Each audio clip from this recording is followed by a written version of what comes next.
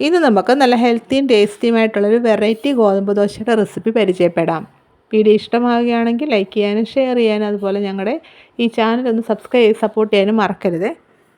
എങ്കിൽ നമുക്ക് വീഡിയോ കണ്ടു നോക്കാം. 2 ഉരുളക്കിഴങ്ങ് പുഴുങ്ങി തൊലിയൊക്കെ കളഞ്ഞ് വെച്ചിട്ടുണ്ട്. ഇത് ചെറുതായിട്ടൊന്ന് ഗ്രേറ്റ് ചെയ്തെടുക്കണം. ഒരു ബൗൾ എടുത്തിട്ട് അതിലോട്ട് 1.5 കപ്പ് ആട്ട ഇട്ട് കൊടുക്കണം.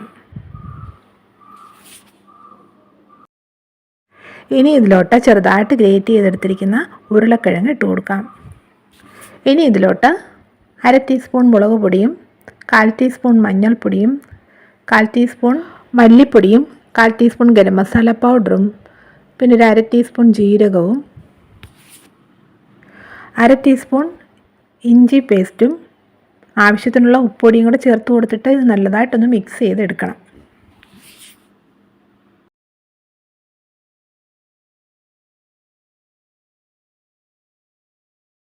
ഇനി ഇതിലോട്ട് വെള്ളം ഒഴിച്ചു കൊടുക്കണം. നമ്മൾ ആട്ട അളന്നെടുത്ത കപ്പുണ്ടല്ലോ, അതേ കപ്പിൽ 1.5 കപ്പ് വെള്ളം നമുക്ക് ആദ്യം ഒന്ന് ഒഴിച്ചു കൊടുത്തിട്ട് ഇത് നല്ലതായിട്ടൊന്ന് മിക്സ് ചെയ്യാം.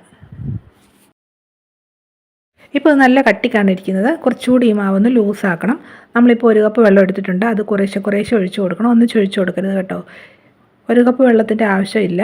അതുകൊണ്ട് കുറേശ്ശെ ഒഴിച്ചു കൊടുത്തിട്ട് മാവിൻ്റെ കൺസിസ്റ്റൻസി ഒന്ന് നോക്കണം കേട്ടോ.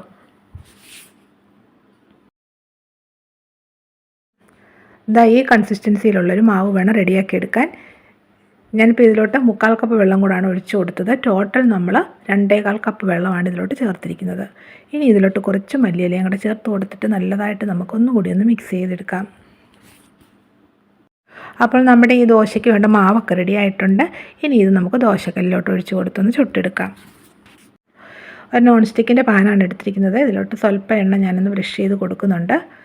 അധികമുള്ള എണ്ണ ഒരു ടിഷ്യൂ പേപ്പർ ഉപയോഗിച്ചിട്ട് ഒന്ന് തുടച്ച് മാറ്റാം. ഇനി ഇതിലോട്ട് ഒരു തവി മാവ് ഒഴിച്ച് കൊടുത്തിട്ട് കട്ടി കുറച്ച് നമുക്കൊന്ന് പരത്തി കൊടുക്കാം.